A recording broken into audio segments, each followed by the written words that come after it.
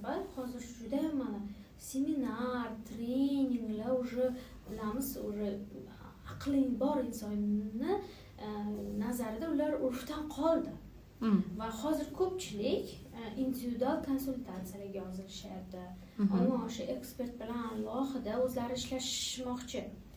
Shu holatga qanday siz qaraysiz?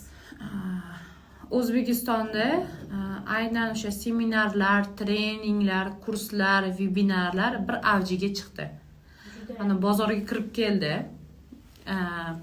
qo'shni davlatlardan va iste'molchilar to'yinib oldi.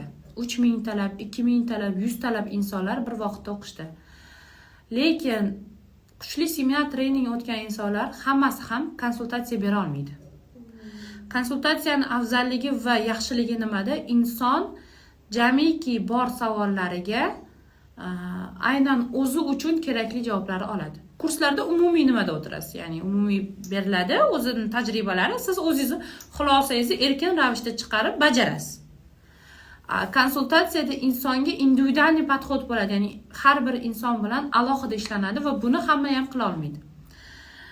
Bozorni o'zi nima kerakliligini aniqlab tanlab berdi. Endigi davr eng kuchli ekspertlarning bilimlariga o'tadigan davr hisoblanadi.